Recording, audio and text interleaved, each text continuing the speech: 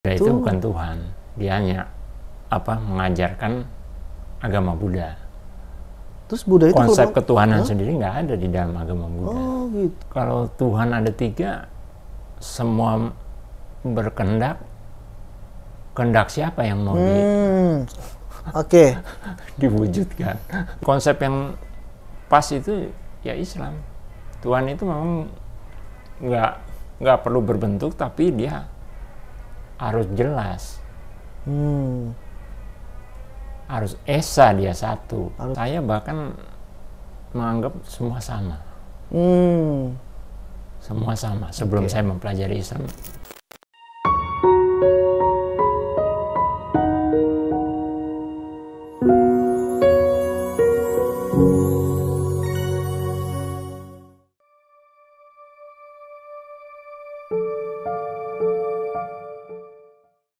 Assalamualaikum warahmatullahi wabarakatuh. Alhamdulillahirrabbilalamin. Allahumma sholli ala Sayyidina Muhammad wa ala ali Sayyidina Muhammad. Apa kabar sahabat wakaf semuanya dimanapun Anda berada? Alhamdulillah kita kembali lagi di Wakaf TV. Dan insya Allah kita coba akan ngobrol lagi dengan saudara kita, seorang mu'alaf ya. Beliau inilah tinggal di Jakarta Utara, tepatnya di Tanjung Priuk. Luar biasa. Tadi kita coba ngobrol sedikit dan saya rasa kisahnya ini sangat perlu kita angkat. Banyak sekali motivasi dan inspirasi yang memang diberikan atau bahasanya itu ditampilkan dalam kehidupan atau perjalanan hidupnya beliau ini. Dari SD, SMP, dia sekolah di sekolah Kristen dan Katolik. SMA, dia ditarik-tarik sama teman-temannya. Yang teman-teman Kristen, yang teman-teman Islam juga ditarik. Karena memang beliau ini lahir dari keluarga Chinese yang memeluk Konghucu pada waktu itu. Pada waktu itu kan memang Konghucu itu belum dijadikan sebagai agama di Indonesia. Maka dari itu ketika SMA itu dia ngikut ke rohani Kristen juga, ngikut ke pelajaran agama Islam juga, dan alhamdulillah dia berhasil syahadat. Seperti apa kisahnya? Kita langsung saja ke saudara kita atau narasumber kita. Assalamualaikum. Waalaikumsalam. Koko Hin. Ya. Sehat ya? Sehat. Nama lengkapnya Koko Hinarto ya? Hinarto. Koko Hinarto, bukan Koko Naruto ya.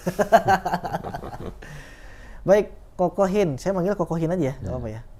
Biar lebih akrab, biar lebih kelihatan muda juga. Kok, jadi gimana nih kok dari perjalanannya kok sampai menemukan Islam? Dari kan Koko ini kan lahir dari keluarga Chinese Konghucu ya, yang sama sekali nggak pernah diajarin yang namanya agama Islam. Tiba-tiba kok bisa masuk agama Islam, sekarang punya istri sama anak-anak Muslim semuanya. Nah ini kita pengen tahu nih kok perjalanannya seperti apa. Kita pengen tahu secara utuh lah, biar buat pelajaran hidup, inspirasi dan motivasi buat saya dan para penonton Wakaf TV. Silakan kok, coba diceritakan. Ya, saya sekolah di SD itu SD Kristen, di SMP Katolik. Jadi saya ngikutin pelajaran yang ada di sekolah. Nah begitu SMA, saya kebetulan masuk SMA negeri, dan kebetulan di SMA negeri itu nggak ada pelajaran agama. Saya waktu itu memang beragama Konghucu, cuman memang karena Konghucu itu belum diakui sebagai agama, banyak orang Konghucu yang di KTP itu agama Buddha. Jadi saya masuk di KTP agama Buddha. Nah waktu SMA itu nggak ada pelajaran agama Buddha, yang ada ya pelajaran agama Islam dan Kristen. Nah kebetulan teman saya yang Kristen ngajaklah saya ikut pelajaran agama Kristen. Nah beberapa kali saya ikut pelajaran agama Kristen, teman saya yang Muslim juga melihat saya ngikut pelajaran agama Kristen, dia nggak ikut ngajak saya ikut pelajaran agama Islam. Nah itulah awal saya, akhirnya saya belajar agama Islam juga ya awalnya dari situ. Ya. Oh, dari situ ya. Tapi gini kok, saya coba mau tahu karena unik nih kok. Konghucu itu saya nggak tahu agamanya seperti apa gitu kan. Kalau Buddha itu yang saya tahu itu adalah ya nilai-nilai kebaikan aja yang diajarkan gitu kan. Nah, Koko ini sempat mempelajari berapa? 4 agama ya? Konghucu, Buddha, Kristen, Katolik sama Islam gitu kan. Nah, kalau yang diajarin sama orang tua pada waktu kecil itu di Konghucu itu apa tuh kok kalau boleh tahu? Ya, Konghucu itu kan memang menyembah dewa. Jadi kita datang ke kelenteng itu ya sembahyang gitu. Pakai dupa gitu. Iya. Tapi bukannya sama Buddha? Buddha juga kan pakai dupa. Iya, Buddha itu sebenarnya kalau ya dia ada patung Buddha sih. Tapi Buddha sendiri tidak bukan Tuhan. Oh Buddha gitu. itu bukan Tuhan. Dia hanya mengajarkan agama Buddha. Terus Buddha itu konsep ketuhanan sendiri nggak ada di dalam agama Buddha. Oh gitu. Terus Buddha itu maksudnya apa itu? Ya Buddha itu karena pembawa agama itu Siddhartha Buddha Gautama. Oh kan? manusia maksudnya Ya. gitu. Oh. Itu. Ya. Jadi di Buddha sendiri nggak ada konsep ketuhanan, yang ada ya hanya bahwa tujuan hidup kita mencapai nirwana. Nirwana itu surga ya maksudnya? Ya, surga. Ya kurang lebih sama lah gambarannya dengan di Islam. Hanya ada kenikmatan hidup yang di sana. Bagi mereka yang tidak mencapai nirwana ya harus mengalami reinkarnasi. Kehidupan kembali di dunia. Sampai dia berhasil baru masuk nirwana. Itu aja. Jadi konsep ketuhanan nggak ada sebenarnya. Berarti dia mohon maaf, nyembah itu nyembah siapa maksudnya itu? Iya, jadi ya itu hanya, kalau mereka katakan ya itu hanya media saja. Media saja. Oh, gitu. Ya. Media saja untuk melancarkan. Ya, melancarkan. Karena ada juga mereka menjalankan juga meditasi apa segala itu kan perlu ada suatu media untuk memusatkan perhatian. Betul. Ya, enggak ya itulah. Oh, untuk menyalurkan hasrat ini dia mereka ya pensucian terhadap sesuatu mungkin ya. Oh, tapi memang beda ya sama Konghucu ya? Kalau Konghucu dia ajaran luhurnya ada dewa-dewa. Oh, kalau Buddha nggak ada? Ada dewa rezeki, ada dewa perang, ada dewa dapur dan sebagainya. Dewa dapur? Ya banyak macam. Banyak ya. Jadi dewa ini sebenarnya ada juga yang dari seperti dewa perang itu.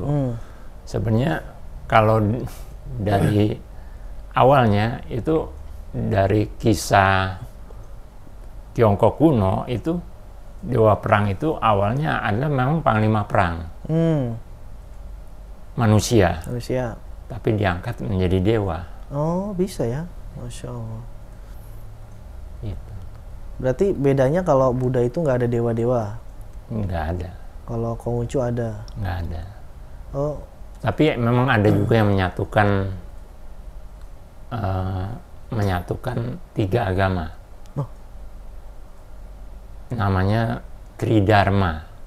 Tridharma Buddha, Tao, Konghucu. Oh, Tao itu agama? Tao juga agama juga. Agama apa lagi? Cuman memang kalau di Indonesia, Insya Allah, luar biasa. Kalau di Indonesia belum diakui, yang baru diakui kan Konghucu yang terakhir. Nah, kalau Tao itu agamanya maksudnya apa lagi tuh? Kok tahu? Tao juga sama juga sih. Sama aja, hanya pembawanya yang beda. Kurang lebih sama. Berarti kalau ini kok yang kalau film apa serial Kerasakti itu ya. Nah itu kan ada Budanya, tapi ada dewa-dewa juga. Padahal kan dewa Buddha itu kan tadi Koko bilang kan nggak ada Buddha, nggak ada dewa gitu kan? Iya, itu karena pengaruh dari budaya.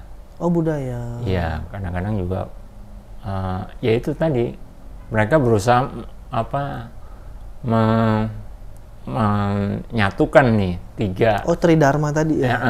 Karena Buddha sendiri kan dari India, yang agama asli dari Tiongkok tuh Tao dan Konghucu. Oh. Mereka berusaha coba untuk ini, makanya kadang-kadang ada yang nyampur. Oh iya. Kalau Buddha murni sendiri nggak ada. Ya. Kalau yang di Peak itu memang Buddha murni ya, Buddha suci itu.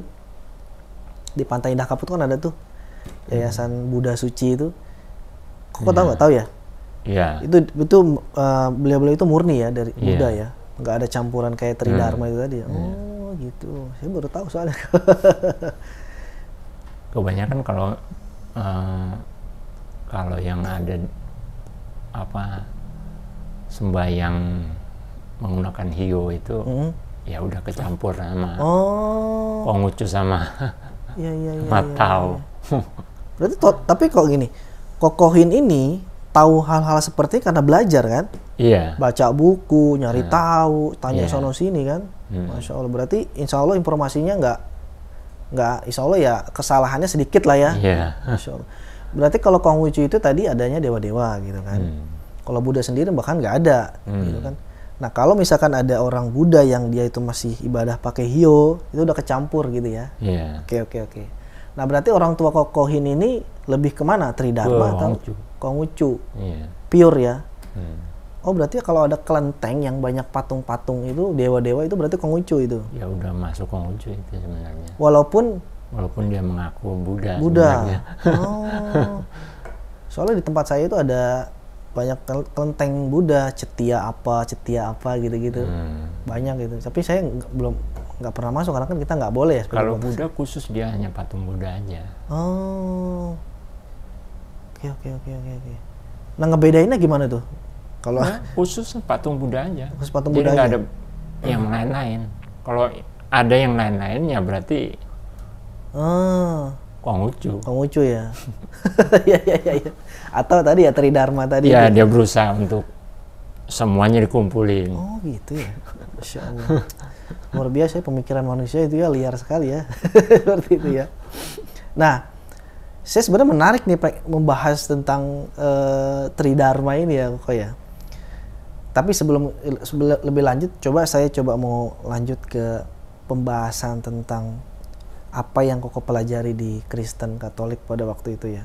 Sehingga membuat Koko itu lebih mantap masuk Islam. Nah, sebenarnya Koko waktu itu belajar apa sih di Kristen atau Katolik itu sampai Koko nggak mau masuk ke dalam agama Kristen Katolik gitu. Iya, kalau di Kristen itu yang nggak bisa saya terima itu Trinitas. Trinitas, oke. Tuhan sampai ada tiga oknum. Ini menurut saya nggak masuk akal. 3 entitas maksudnya ya? Iya. Gimana kok nggak masuk akal? Ya kalau Tuhan ada 3, semua berkehendak, kehendak siapa yang mau diwujudkan? Iya. Bener masuk akal sih. Ada 3 penguasa nih. Iya kan? Contoh kayak ya ketiga penguasa lah. Tiga-tiganya punya kehendak.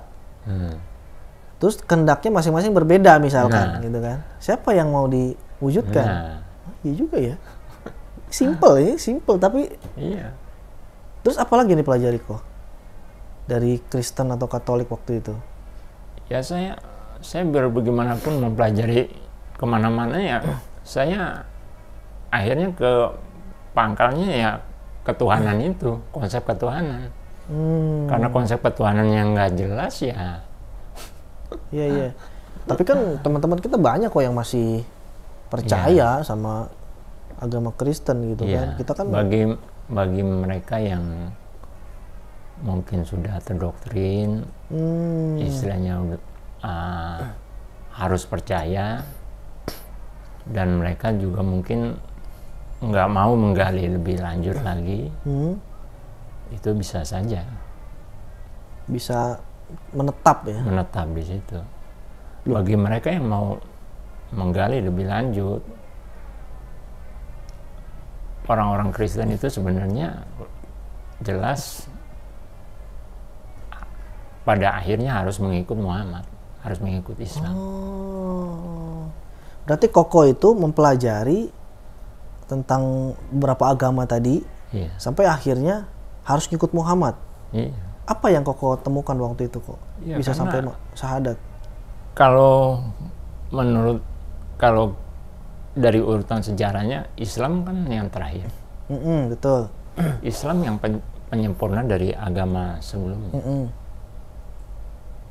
Sejarahnya begitu. Gitu. Tapi Koko waktu itu mempelajarinya tuh tentang apa kok? Maksudnya tuh ketika menemukan Islam gitu. Kalau di Islam konsep ketuhanan jelas. Homo itu esa.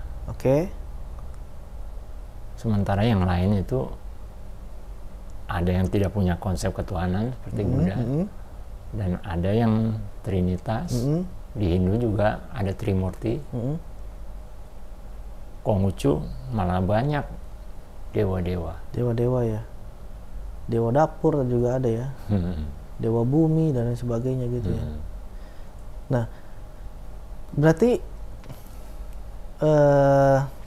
yang Koko temukan itu saya katakan kejanggalan ya tentang ketuhanan tadi gitu kan. Apakah hanya hal tentang ketuhanan sehingga membuat Koko itu bersyahadat, atau ada hal-hal yang lain, faktor-faktor lain yang membuat Koko itu mau syahadat gitu? Saya yang utama itu. Itu ya? Yang utama itu. Karena awal kita beragama itu fokus dan tujuan kita hanya untuk yang Maha Kuasa. Yang Maha Kuasa ini kalau konsepnya tidak jelas, udah keturunannya udah utamanya dulu. Iya, utamanya dulu ketuhanannya ini yang ketuhanan dulu yang dicari, begitu ya. Memang kalau buat Kokohin sendiri, Tuhan itu tuh seperti apa sih waktu itu Koko tuh pencariannya? Karena kan maklumatnya kan banyak nih, informasinya kan banyak dari Konghucu, Buddha, Kristen, Katolik sampai Islam, itu kan informasinya banyak tentang Tuhan gitu kan. Apa yang ada di kepala Koko itu ketika waktu itu mencari Tuhan? Oh, Tuhan tuh bentuknya kayak gimana sih, atau apa sih gitu? Menurut Koko tuh gimana?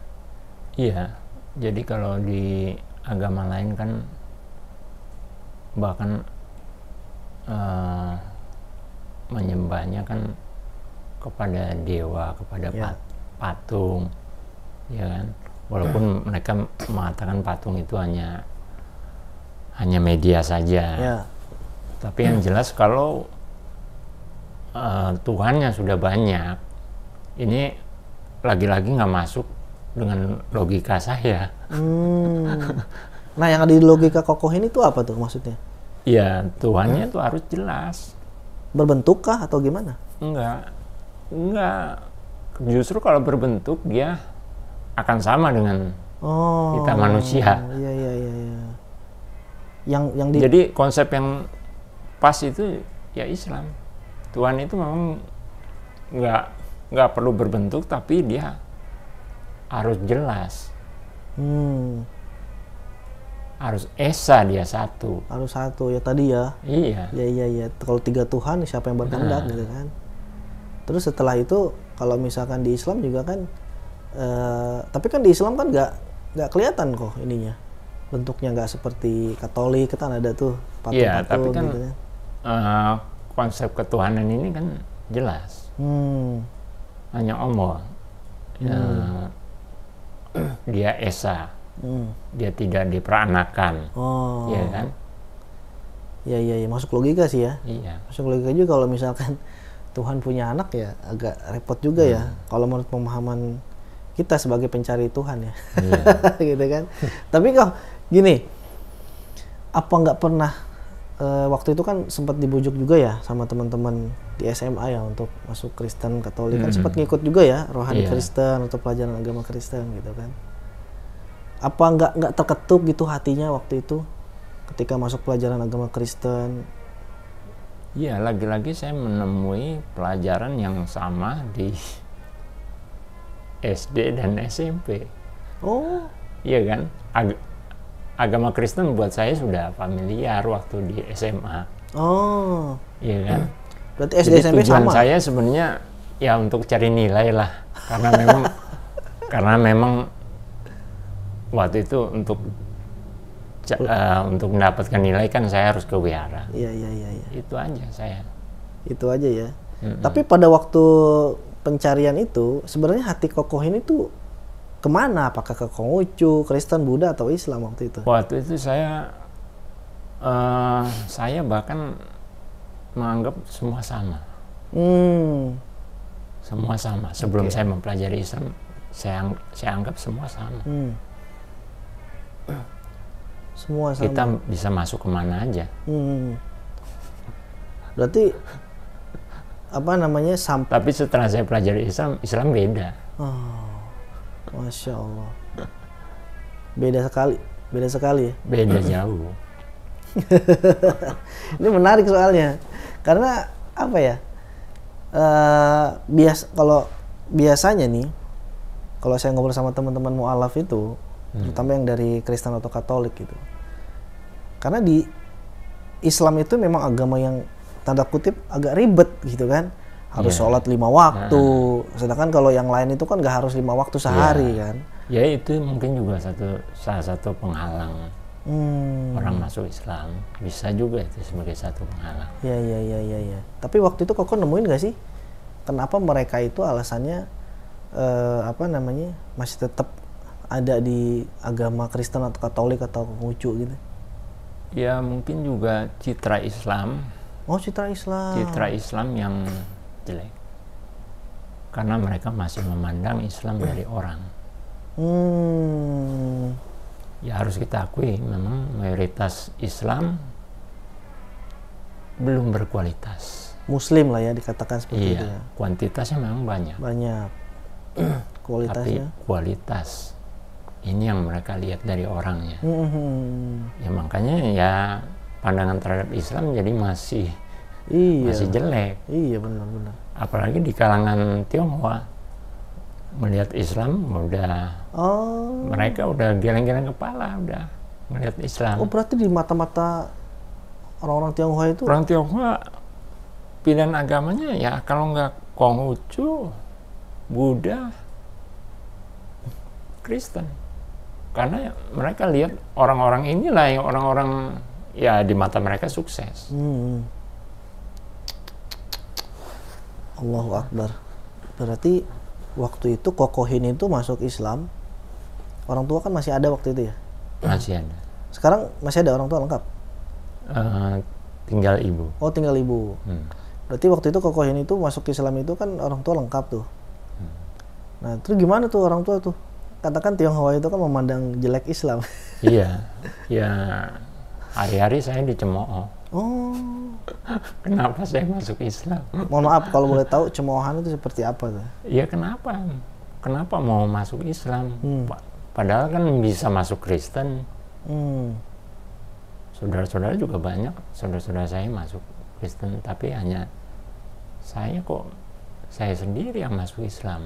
Gitu. Terus jawabannya apa? Kenapa? Ya kalau saya sih saya katakan Islam lah yang benar. Gitu. Tapi kan kalau kita katakan mereka tidak benar kan nanti timbul debat panjang yang yang penting kita tunjukkanlah Islam itu yang benar, Islam itu yang terbaik, ya hanya dari tingkah laku kita. Berarti yang saya garis bawah ini Islam itu benar, bukan yang paling benar ya. Karena kalau yang paling benar itu berarti agama yang lain juga benar. Oke, oke, oke. Berarti orang tua itu ya hanya cemooh-cemooh sedikit lah ya. Iya. Nggak sampai kayak Nggak sampai mengusir atau apa, enggak. alhamdulillah ya gitu Iya. ya. Itu SMA itu ya? Alhamdulillahnya begitu. Itu SMA itu ya? Mm-mm. SMA kelas 2 ya? Saya awal ngikut pelajaran agama Kristen itu di SMA kelas 2. Kelas 2. Terus syahadatnya di kelas 2 juga? Kelas 2 juga. Di sekolah? Terus di teman saya kebetulan punya pengurus musola, jadi saya disyahadatkan di musola. Musola dekat rumah? Dekat rumahnya dia di daerah Semper. Oh, daerah Semper. Oke, oke, Jakarta Utara ya. Sama teman tuh, sama imam mungkin di sana ya, atau pengurus musolanya ya. Nah, rasanya apa waktu itu ketika udah syahadat tuh? Ya, saya tadinya kan saya menganggap semua itu sama. Akhirnya tadinya saya galau, menganggap semua itu sama. Sekarang ada satu ketetapan. Jadi ada suatu ketenangan. Dari galau menjadi tenang. Oh. Yang dirasain itu waktu itu Iya. ya? Setelah asyhadu Ada alla. suatu kemantapan gitu. Kejelasan kali ya? Iya. Kejelasan hidup mungkin ya? Iya. Hidup mau ngapain sih? Udah jelas. Udah jelas ya. Berarti kan Koko itu kan sebelum syahadat kan udah pelajari apa tentang Islam duluan ya berarti ya? Sudah. Baca-baca mungkin ya? Udah ya. Baca-baca, saya banyak ngobrol juga. Apa aja waktu itu yang dicari tahu kok tentang Islam sebelum syahadat ya? Ya saya banyak ngobrol, terutama ya masalah ketuhanan itu. Saya gali betul gimana konsepnya, konsep tentang tauhid ini gimana. Kalau di agama lain kan nggak ada tauhid, nah hanya di Islam yang ada tauhid. Oh gitu ya. Tentang keesaan Tuhan itu ya. Iya. Berarti sangat pengaruhnya besar sekali ya dengan kehidupan Kokohin ini ya untuk masalah Tuhan gitu kan. Tapi kan sekarang banyak nih kok yang dia itu yang tadinya udah punya satu Tuhan, malah nyari Tuhan yang lain. Iya. Kadang-kala memang manusia, namanya manusia ya, kadang-kadang memang bisa diombang-ambing juga. Iya betul, karena seperti itu kok ya. Tapi yang ada di kepala atau di pemikiran Kokohin waktu itu, Tuhan itu atau zat atau entitas Tuhan itu, apakah dia hanya tempat kita untuk menyembah saja, atau ada hal yang lain yang membuat Koko itu merasa bahwa Tuhan Islam itu yang udah sempurna gitu. Misalkan gini, kan ada orang yang cuman butuh tadi tuh buat nyembah doang gitu kan, kayak ibadah gitu kan. Iya. Nah, kalau kita kan sholat gitu kan. Iya. Nah, yang dari pemikiran Koko itu waktu itu Tuhan itu cuman Allah ya, Allah itu atau Tuhan itu cuman hanya sebagai tempat menyembah saja atau sebagai peran yang lain gitu maksudnya. Awalnya hanya tempat menyembah aja. Awalnya. Iya. Berarti Koko itu mencari, aku mau menyembah sesuatu nih, gitu kan. Iya. Tetapi yang tadi dikatakan Konghucu, Buddha, Kristen, Katolik itu udah nggak masuk. Nah, saat itu masuk ketemu Islam, yaitu adanya Allah Tuhan gitu kan. Nah, terus setelah masuk Islam, apakah hanya orientasinya masih untuk menyembah doang atau gimana? Awalnya orientasi hanya untuk menyembah. Ternyata lebih luas dari Masya itu. Allah. Setelah saya belajar Islam lebih lanjut, lebih luas dari sekedar tempat kita menyembah. Seperti apa tuh kok? Ya bisa kita bayangkan Tuhan ini pencipta alam semesta. Sementara kita ini manusia yang begitu butuh,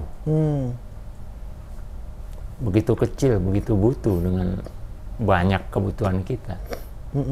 Kemana lagi kita harus mencari? Kayak tempat harapan lah ya. Iya. Tadinya cuma buat nyembah, cuma buat pengen kita tuh menyalurkan hasrat ke mensucikan sesuatu gitu kan. Tapi selain itu ada lagi ya, setelah belajar Islam lebih dalam. Lebih luas.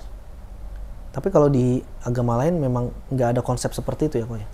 Nggak ada konsep Tuhan itu bukan hanya tempat untuk disembah doang gitu ya? Iya, mungkin sama, hanya mereka menyembah hal yang salah gitu. Oke. Salah alamat mereka. Oh iya. Mereka memintanya salah alamat karena Tuhannya sendiri, konsep Tuhannya sendiri salah. Oke. Iya juga ya. Jadi jangan sampai kita itu salah memilih Tuhan, kemudian kita menyembah Tuhan itu, kemudian ketika kita membutuhkan sesuatu, kita salah mintanya tempatnya. Oh, contoh misalkan. Kalau anggapan saya sih salah alamat. Iya, salah alamat itu. Oh gitu ya. Oke. Paham. Ini masuk menarik ini. Jadi memang Tuhan itu seharusnya yang sudah dipelajari sama Kokohin itu bisa sebagai tempat menyembah kita dan juga bisa sebagai tempat memohon kita, meminta kita gitu ya. Oke, tapi kan kalau di agama lain juga kan ketika dia meminta sama yang dianggap Tuhan itu, misalkan minta rezeki lancar, rumah, mobil, motor gitu kan dikasih mereka itu semua tuh. Iya, disitulah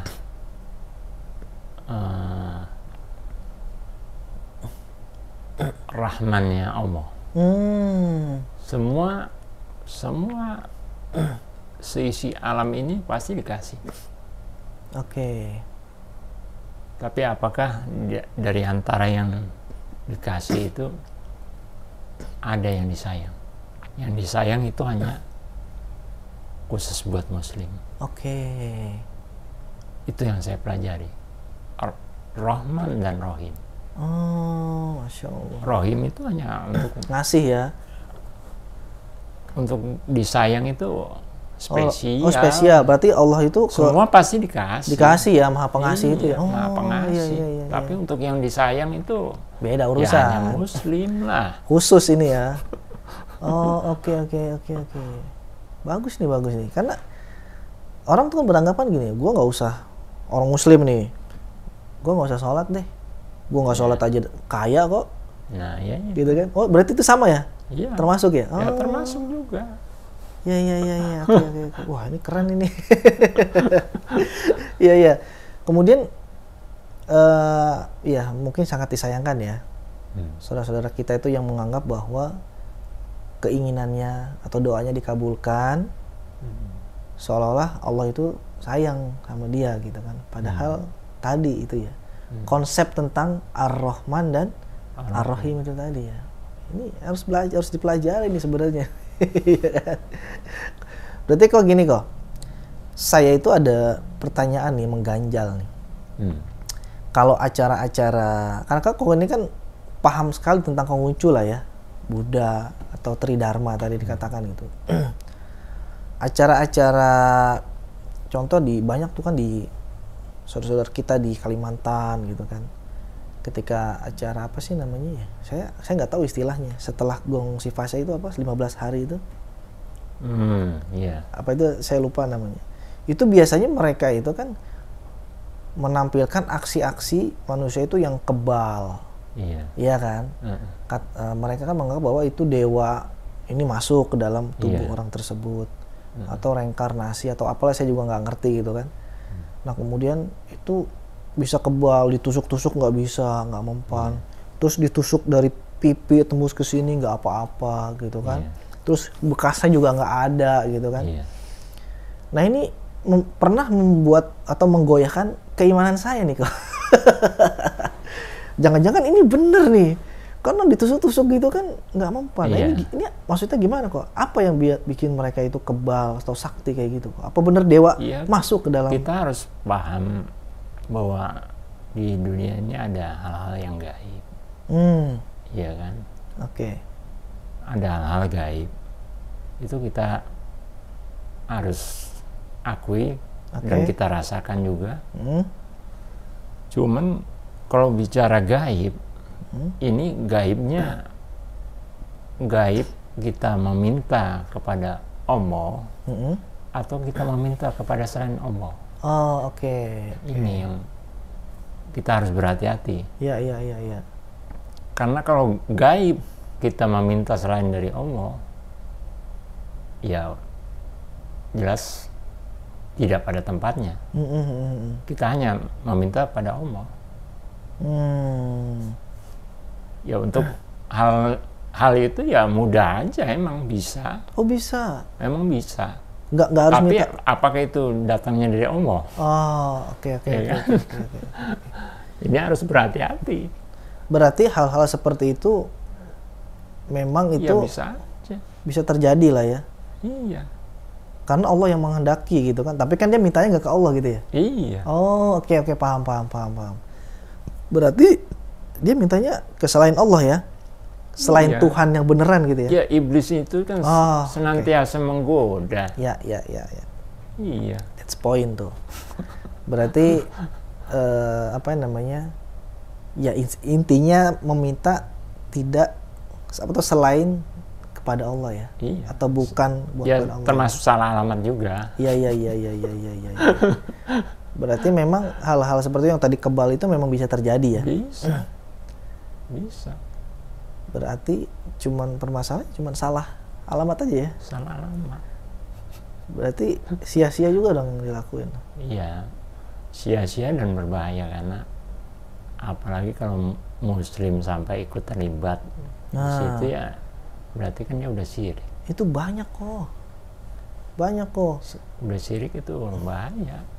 Apalagi saya tuh pernah ngelihat beberapa akun-akun YouTube yang pendeta itu, dia tuh ngobatin di gereja, ya kan. Yang datang itu perempuan-perempuan muslim pakai kerudung, bawa pakai peci, gitu kan. Di gereja, di halaman gereja itu ngobatin terus sembuh. Nah itu kesembuhannya dari mana gitu? Ya itu kan ada yang dari Allah, ada yang bukan dari Allah. Ya bisa aja, cuman apakah benar kita meminta ke sana, ke selain Allah nih? Kan udah jelas nggak benar. Iya.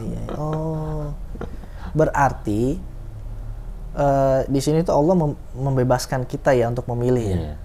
Oh, fair dong berarti ya? Berarti Allah itu fair. Terserah deh kamu mau ke dukun, ke dokter, atau katakanlah ke pendeta gitu kan. Tapi kalau kata Allah nih, tapi jelas pilihan kita ada konsekuensinya. Nah, iya kan? Iya, betul. Allah memang membebaskan pilihan kita, tapi pilihan kita itu ada akibatnya, ya kan? Akibatnya itu baik dan buruk. Iya. Gitu kan? Cuma mau masuk kemana kita ini? Iya. Oh, berarti gini, kalau yang saya pahami gini, saya sakit nih, kemudian saya pengen berobat dong, tentunya kan biar sembuh. Allah kasih pilihan ke kita nih, terserah nih, mau ke dokter, ke dukun, atau ke pendeta, gitu kan? Kalau udah waktunya sembuh, pasti Allah kasih sembuh, mau itu ke dokter, ke pendeta, ataupun ke dukun. Berarti caranya aja dia yang salah ya. Oh, oke. Ini harus diluruskan nih. Karena kan banyak yang masih menganggap itu tuh ya memang hal yang wajar gitu kan. Oh, saya mau ikhtiar nih ke dukun, ke pendeta gitu kan. Oke. Berarti Koko tahu nggak apa namanya perantara apa yang bisa bikin orang itu sembuh melalui pendeta, katakanlah seperti itu? Apakah langsung dari pertolongan dari Allah atau ada yang lain? Yang lain ya? Udah jelas yang lain kalau itu. Seperti apa? Iblis kah? Setan kah? Atau? Ya mungkin juga iblis masuk situ. Hmm. Pokoknya selain Allah aja. Iya. Ya selain Allah, siapa lagi yang mungkin yang bisa kira-kira ke arah gaib itu ya? Ya. Oke. Paham nih, saya paham nih. Masya Allah. Jadi apa ya? Koko ini memang benar-benar teruji ya masuk Islamnya. Ya kalau bilang ujian itu tanpa kita meminta pasti datang. Pasti datang. Oke. Alhamdulillah ya. Berarti istri waktu itu juga udah ini ya, udah masuk Islam juga ya? Istri mualaf karena menikah dengan saya. Oke. Istri awalnya agama Buddha juga. Berarti dicerahkan lah ya sama Kokohin tadi ya, tentang konsep ketuhanan gitu ya. Masya Allah. Nah sekarang Koko ini kegiatannya apa kok? Saya sebelumnya kerja di yayasan yatim dan duafa. Kebetulan saya sudah resign. Sekarang ini masih belum ada kegiatan apa-apa. Oke. Anak istri di rumah sehat ya? Sehat. Alhamdulillah ya. Masya Allah. Tapi memang dari banyak narasumber kami yang datang ke sini itu memang kalau yang saya tahu itu penjelasan yang seperti ini ya saya baru dapat nih terkait dengan konsep ketuhanan itu tadi, gitu kan? Karena kebanyakan yang datang ke sini itu memang saudara-saudara mualaf yang cerdas memang, alhamdulillah cerdas mereka semua karena menemukan Islam, gitu kan? Tapi Koko ini yang buat saya itu memang luar biasa lah ininya konsep ketuhanan tadi ya. Makanya saya tadi tanya kok orang-orang Kristen itu kan mereka itu kan berdoa terus dikabulkan gitu kan? Itu tadi tuh poin yang itu tuh kok. Oke, Koko, Masya Allah. Insya Allah nanti kita lanjut ngobrolnya. Mudah-mudahan ini bisa jadi pelajaran buat saya, buat para penonton nih, sahabat wakaf nih Koko ya. Perjalanan Koko dari yang tadinya Konghucu, Buddha dan lain sebagainya sampai menemukan Islam. Mantep gitu ya. Karena kan masuk Islam juga nggak sembarangan Koko ya. Iya. Mempelajari berapa buku kok waktu itu kok? Banyak dah. Nggak terhitung. Di Kristen juga sama ya, dibaca-baca buku juga ya? Kalau Kristen emang sekolah dari dulu ya? Udah lama sekolah ya? Kan ngikut pelajaran agama yang di sekolah. 9 tahun berarti ya? 6 tahun sama 3 tahun di SMP ya? Luar biasa. Insya Allah, mudah-mudahan ini menginspirasi kok ya. Sehat-sehat selalu, Kokohin Harto dan keluarga. Mudah-mudahan tetap terus bisa istiqomah dan mendakwahkan Islam. Amin. Terima kasih Koko. Ya. Insya Allah. Sahabat wakaf, Masya Allah, luar biasa ya tadi ya. Jadi ada poin-poin yang memang kita tuh selama ini nggak tahu ya. Kemudian jadi tahu ya tentang konsep ketuhanan. Kemudian ada penyembahan yang salah alamat tadi dikatakan seperti itu kan. Jadi Kokohin ini memang sudah menemukan kebenarannya itu melalui literasi data dan fakta. Jadi misalkan ada orang yang memang meragukan Kokohin ya silahkan saja. Tapi kalau mau dibantah ya bantah dengan data, fakta dan literasi yang seperti yang Kokohin riset atau amati ya. Tadi dikatakan udah banyak buku yang dipelajari gitu kan. 9 tahun di sekolah Kristen, kemudian hidup bersama orang tua yang Konghucu. Jadi buat sahabat wakaf mudah-mudahan ini jadi inspirasi, motivasi buat kita untuk semakin giat lagi beribadah kepada Allah. Karena satu-satunya agama yang benar adalah Islam. Dan Kokohin ini menjadi penambah saksi bahwa Islam itu adalah agama yang benar. Melalui kisah kehidupan yang panjang dalam menemukan Islam. Sahabat jangan lupa subscribe, kemudian like, share, dan komen jika memang video ini bermanfaat. Karena share saja itu bisa memberikan pahala dakwah buat antum atau Anda semua. Dan jangan lupa subscribe-nya juga untuk bisa semakin kita kreatif, kemudian semakin kita menambahkan banyak konten-konten informasi dan edukasi dalam dunia keislaman. Terima kasih sahabat. Assalamualaikum warahmatullahi wabarakatuh. Jadi salah satu hambatan di jalannya, ya ini nih. Nah ini salah satu.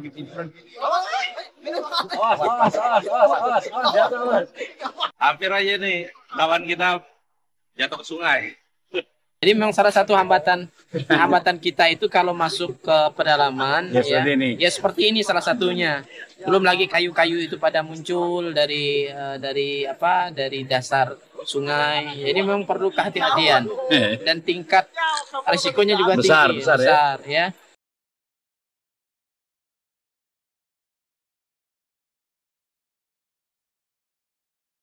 Ya begini kondisi ketika kita masuk ke pedalaman Sinten, Kalimantan Barat, kita memang harus bisa membaca kondisi sungai, kondisi alam. Kalau pada saat air naik, kita aman. Pada saat air surut, maka kondisinya kita harus berhati-hati.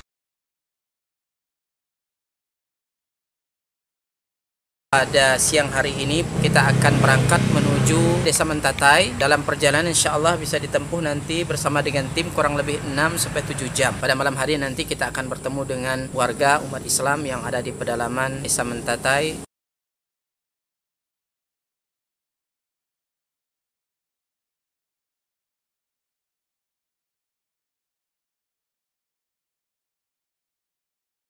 Alhamdulillah sudah kurang lebih 600 mu'alaf yang masuk Islam dengan asbab dakwah ini. Dan tentunya ini tidak hanya sebatas mereka memeluk Islam, tetapi masih banyak PR-PR yang harus kita selesaikan. Dalam hal ini kami membina mereka membutuhkan Al-Quran untuk kita sampaikan kepada mereka yang menjadi sarana mereka dekat dengan Allah Subhanahu wa Ta'ala.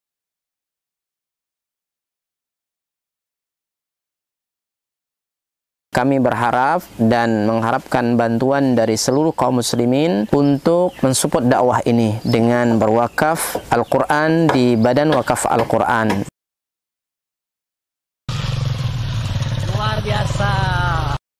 Kaum muslimin yang dicintai oleh Allah Subhanahu wa Ta'ala, perlu kita ketahui bahwa pondok ini sangat dibutuhkan karena memang di sini sangat minim akan bahkan mungkin bukan lagi dikatakan minim, memang tidak ada lembaga semacam pondok pesantren yang berdiri di Desa Nangat Tempunak ini. Yang kedua adalah kerusakan akidah. Ya, jadi di sini jika tidak ada pesantren ini rusaknya luar biasa. Apalagi memang pemurtatan sangat kuat di Desa Nangat Tempunak ini. Jadi memang misionaris-misionaris itu masuk kemari itu dengan materi yang kuat, ya, dengan iming-iming yang kuat. Dengan adanya pondok pesantren ini mengkader anak-anak para mu'alaf, ya, dari suku Dayak yang berasal dari pedalaman ini sangat mudah. Jika mereka sudah belajar agama, kemudian mereka sudah paham dengan agama dan mereka sudah hafal Quran, mereka akan kita kembalikan ke kampung-kampung mereka.